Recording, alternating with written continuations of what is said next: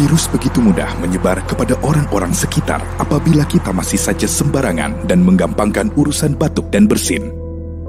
Memang kita mudah terlena oleh kebiasaan lama karena virus yang tidak kelihatan mata, tanpa disadari ikut menyebar setiap bersentuhan dengan apa saja menempel pada tubuh orang.